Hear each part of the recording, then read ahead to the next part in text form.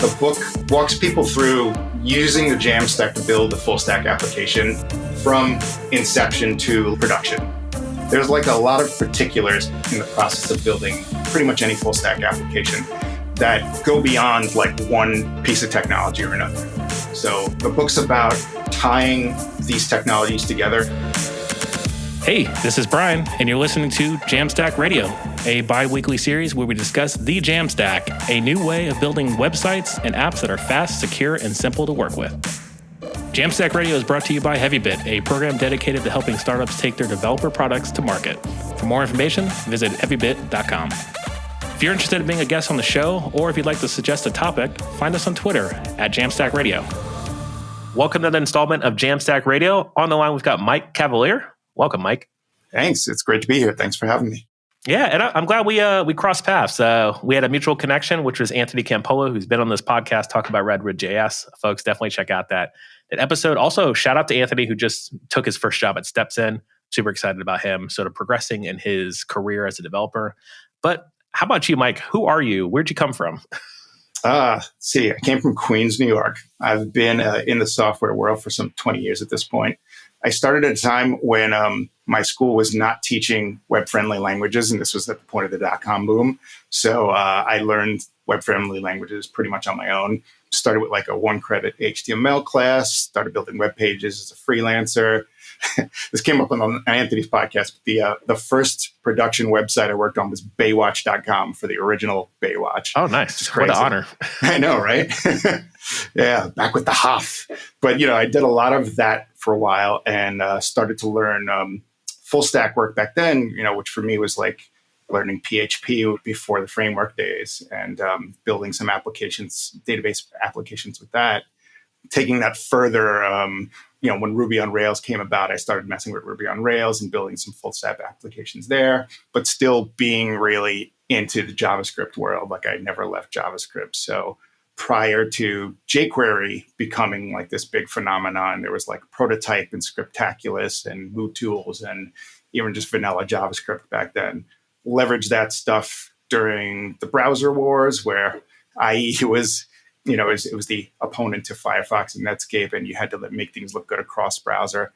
And then fast forwarding into like sort of modern JavaScript age where, JavaScript is this Swiss Army knife where you can do everything with it, front end, back end, Jamstack, mobile. And, for the last 6 years, probably focusing on like React-related technologies. Yeah. So at Echobind, in particular, the company I work for, I've done a lot of React Native work, a lot of web React work, still some Ruby on Rails as well. But like in my personal endeavors, focusing more and more on Next.js because I love it as a framework. I love it as a toolkit.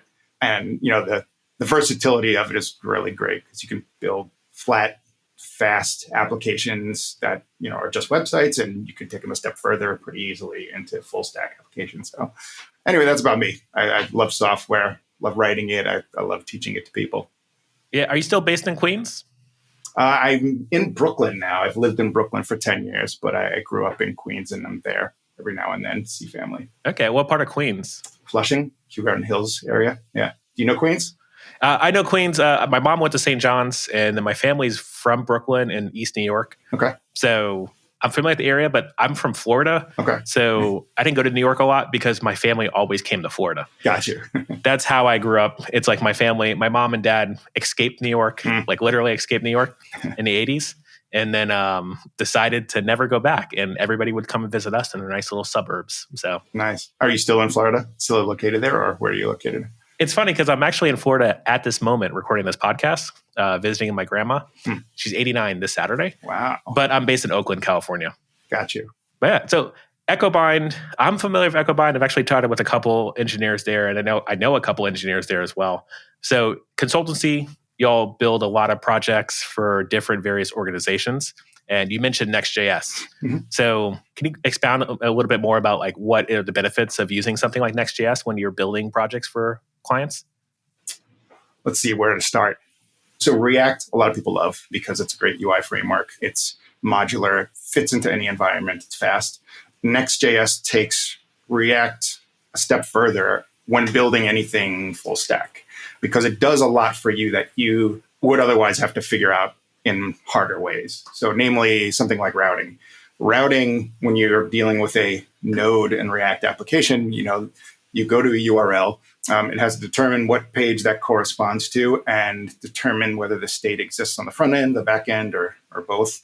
If you're just coming to that page the first time, you might have to do a server-side render. If you're navigating with JavaScript, you might have to do a push state.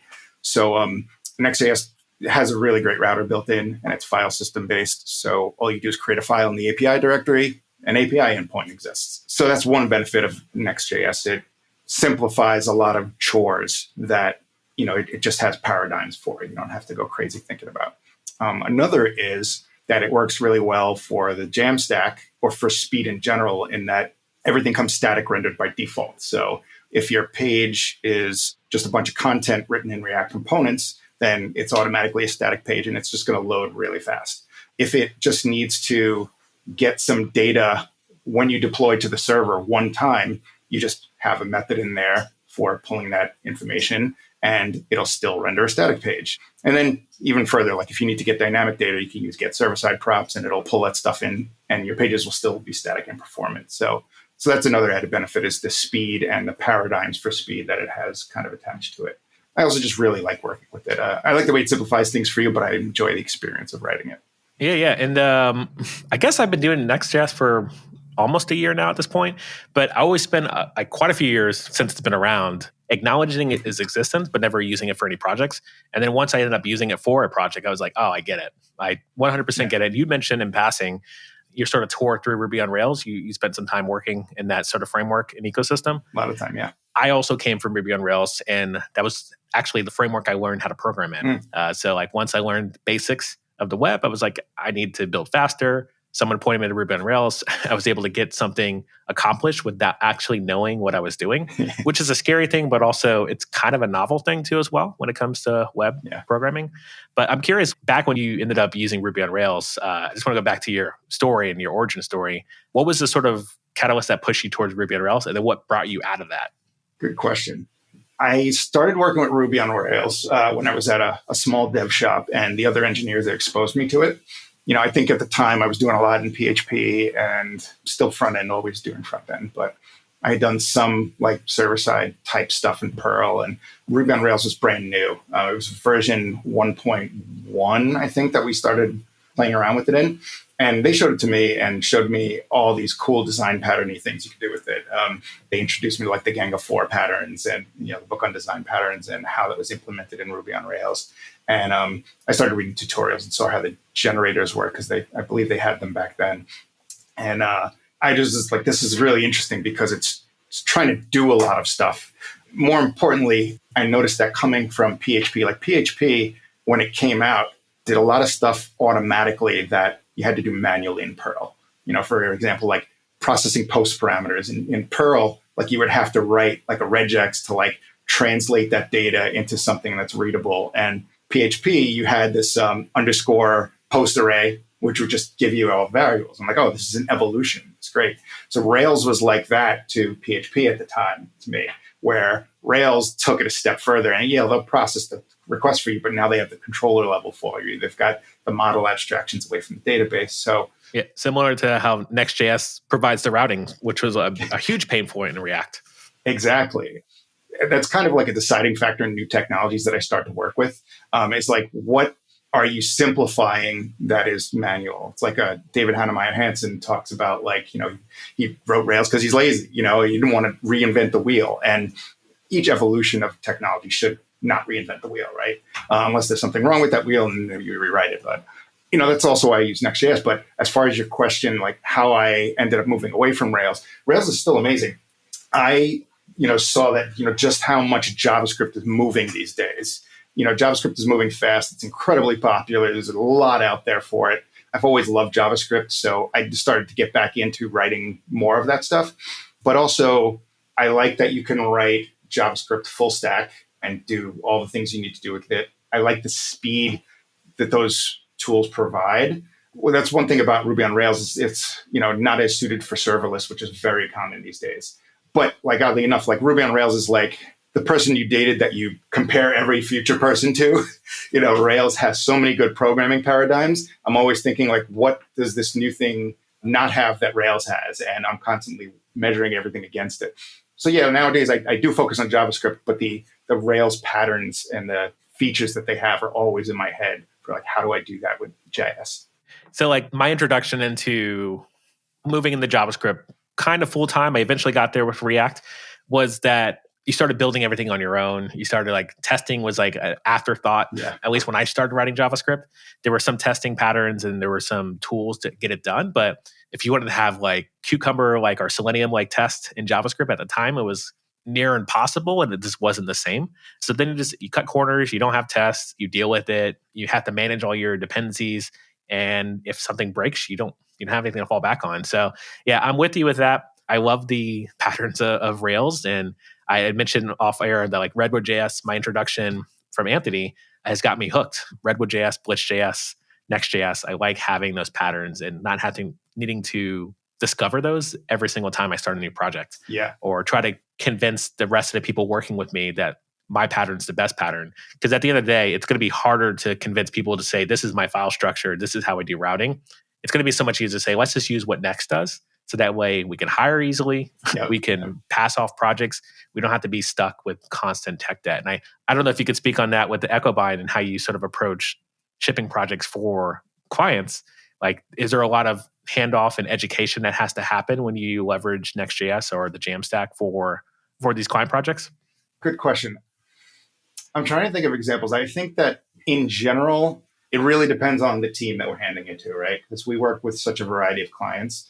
There are teams where, like this project that I just come off of, pretty intelligent tech team that knew, or at least the people that built a large chunks of the app knew Next.js really well, for example. There was education towards the end of it because the new engineers in the project didn't have the background that the original engineer did. So in that case, there was some education around it. Definitely happens. And definitely Next.js is a little bit on the newer side. So I would say that on our projects where we're handing it off to an in-house technical team, if they aren't super savvy with the particular framework and we're introducing it to them, then there's definitely some knowledge transfer. But we're prepared for that. Like, we write documentation really well. We give people like verbal walkthroughs to make sure they understand certain concepts. We comment their code well enough, concisely, not like ridiculous amounts of comments that don't mean anything after a while. But we'll put information in there and try to make things really self-documenting. So just being in a consultancy and having done it for so long, we're very good at the handoff process. So yeah, there's definitely some of that. I wouldn't say particularly with Next.js over anything else. We have to do it with React Native projects where we're handing React Native work off to a team that has less expertise in it than us too.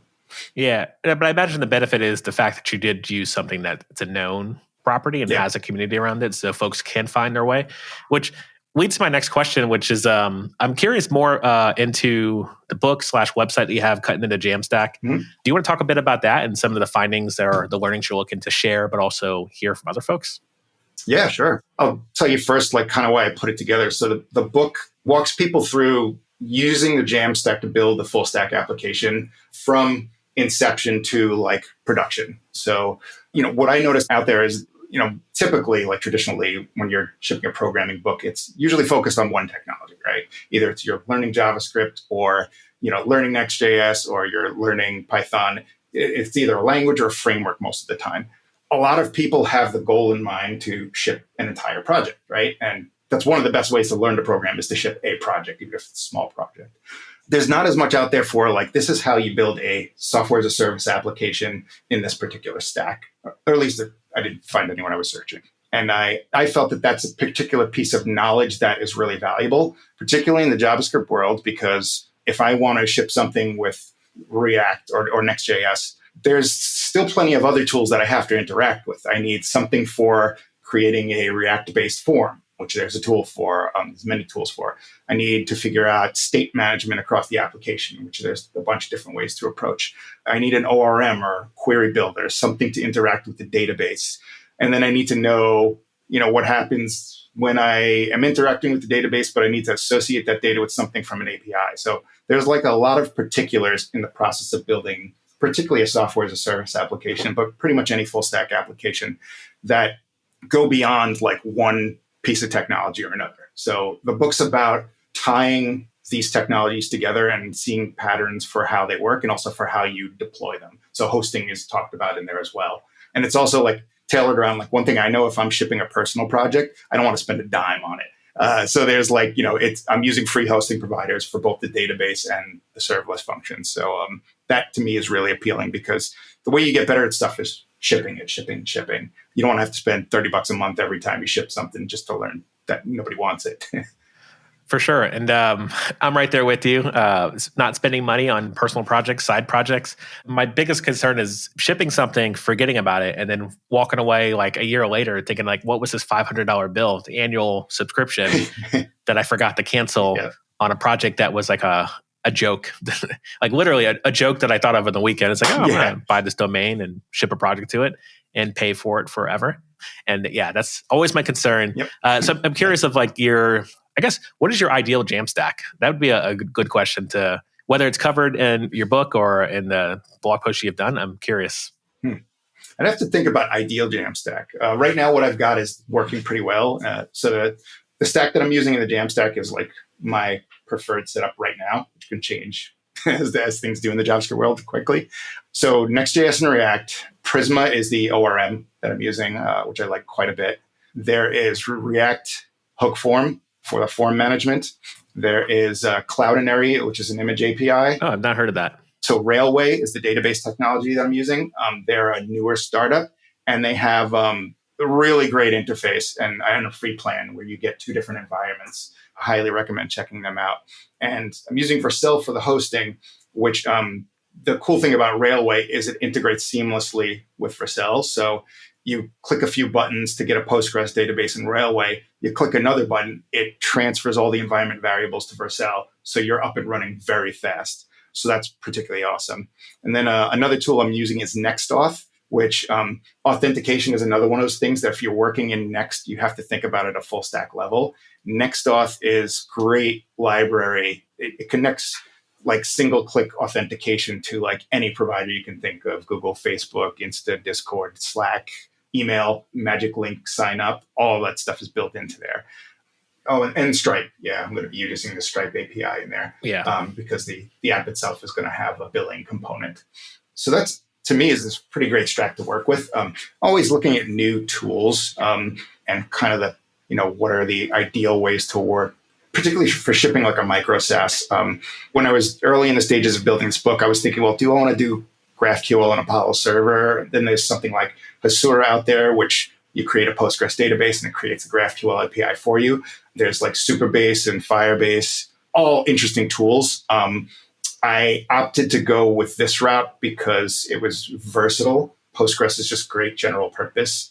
And by plugging it into something like Prisma and free hosting on Railway, you have like a bit of versatility without adding too much work.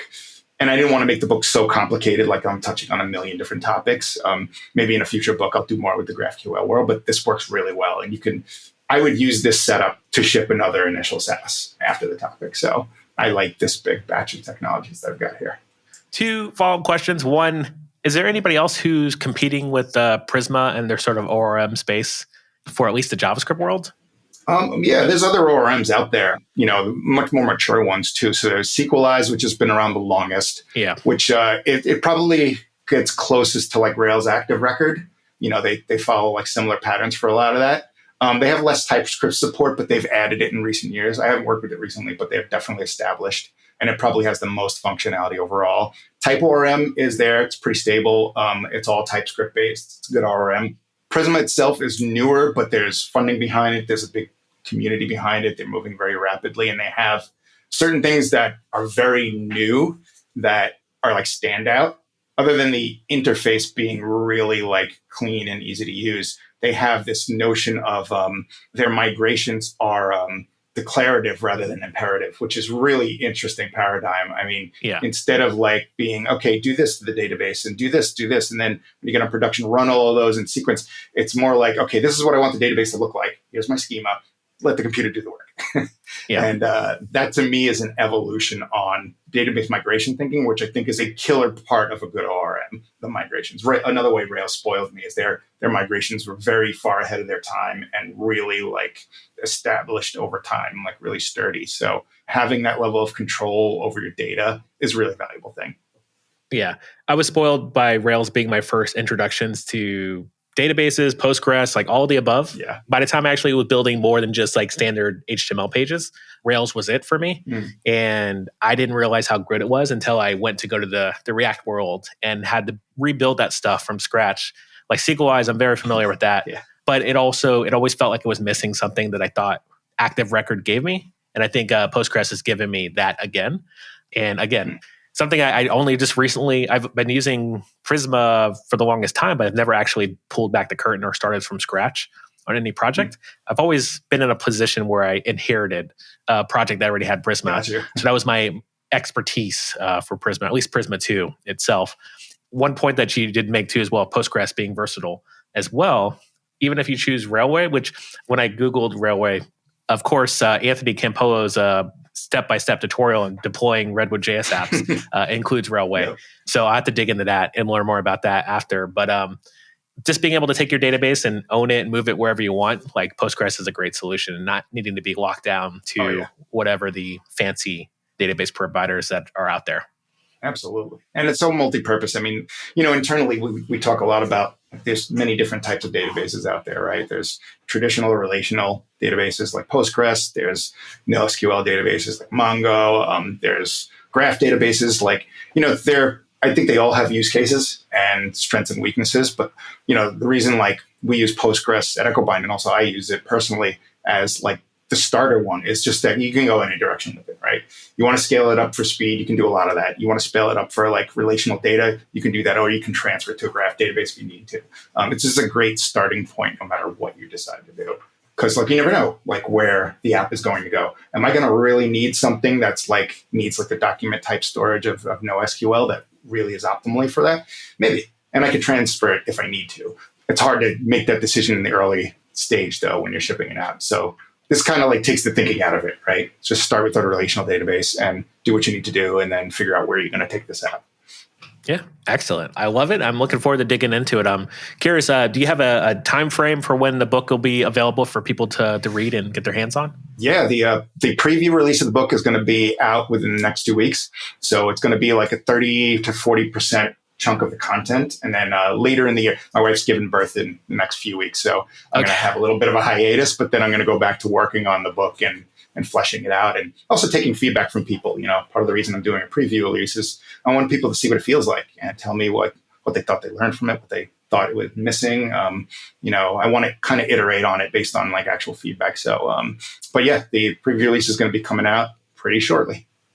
Cool. And that's cutintothe.jamstack.com. Cutintothe.jamstack.com. Cool. You could also just find it on my Twitter profile and such. Excellent. I'm curious of what you're using to distribute the book, or what do you plan to use? Right now, it's not just ConvertKit. Okay. Once I have the product loaded into ConvertKit, I'm going to see if there's better ways to promote it. Because they have integrations with Gumroad, and there's plenty of other ways to do that too. Right now, I'm so close to getting the initial chunk of the book done that I just want to finish that and then leverage up the promotion of it afterwards and see what works and what doesn't.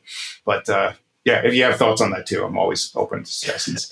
Yeah, honestly, I have no thoughts. I've not actually shipped the book myself, but I'm curious to know about your path because in the event I do ship a book, I love just knowledge and taking advantage of all the knowledge that we have here on the podcast. So, Mike, thanks for the chat, talking about cutting into the Jamstack. I do want to transition us to picks. So these are jam picks, things that we're jamming on. Could be music, food, gaming. A lot of people playing games these days. Got a lot of free time. I don't know where they find it, to be quite honest. But you mentioned you're having is this your first kid or second? Yes. Second. Okay, yeah. Well, 2, your hands are full at that point. Oh, yes. You got to play man to man. But with that being said, let's transition to picks. And I'll go first if you don't mind. Sure. Actually, I got 2 picks. The first pick is a YouTube video I just shipped titled Everything I Thought About Developer Relations Was a Lie. Nice. And it was an experiment, really. I've been experimenting with YouTube since I've had time to sort of create content for work. And I have experimented with the thumbnails, experiment with the titles. And this one actually struck the right sort of nerve of YouTube algorithm versus community people who are interested in clicking the video. And it just goes into the current state of DevRel with my perspective and how I've been shifting to live streaming. A lot of people on this podcast know I do live streaming on Twitch. I also have a YouTube account, which I mentioned a couple of times in this podcast. And it's been a great experiment to do that, but also sort of summarize my experience for the year. So that's what the video is about. DevRel has I'm not sure if you're familiar with the practice of DevRel. No, not really. But yeah, developer relations, people who just make it their job to get on stage and talk about their products. A lot of folks at different companies or organizations will do this. I think previously a lot of consultants, like from a lot of the popular Rails consultants in the world, they spend a lot of time speaking at conferences and being cutting edge and talking about stuff that you're talking about. So like you'd be a perfect DevRel use case or engineer or role or whatever you. Yeah. The caveat is that you scale back the engineering a little bit and you do way more content production. But that's the video. I hope y'all check it out. Let me know feedback, leave a comment. I'm definitely going to check it out. It's awesome. It makes me think because I plan to do a lot more DevRel, I guess, like later in the year, because now I'm creating something. I guess I got to talk about it so people will actually look at it. Yeah. So cool.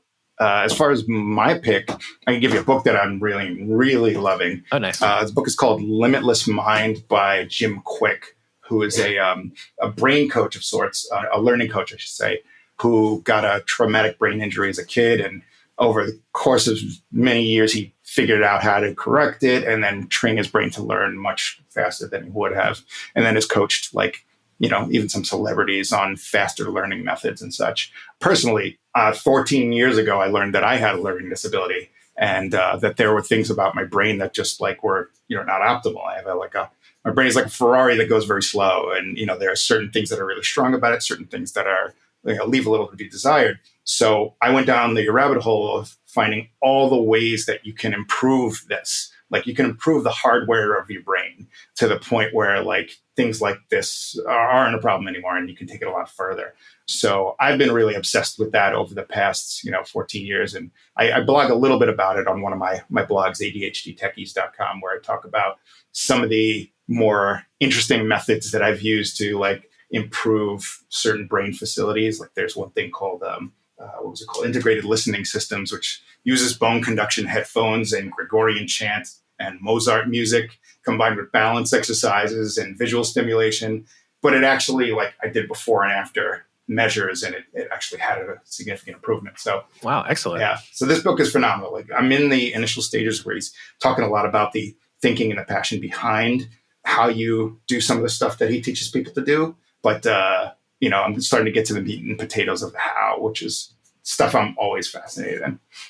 Yeah, I love it. And I'm going to add it to my list. I love this creative thinking and thinking differently as well. I've been talking a lot with a lot of my closest colleagues and friends, mainly because I've been sort of trying to rethink how to get my job done, rethink how to segment my day as well. So I'm always looking for new opportunities to sort of improve my best practices, because I think I was actually listening to a podcast about the amount of people who read books after graduating high school. Like the drop off is significant. Wow. People just don't read. Continuing education doesn't stop after college. Right.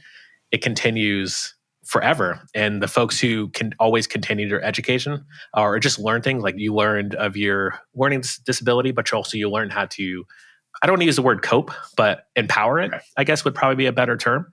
But a lot of folks could get down about maybe limitations, maybe some ceilings that they have to hit, but being able to understand how to empower themselves to work around the system is really encouraging to hear. And I'm super happy that this book has impacted your life and your workflow too as well. Yeah.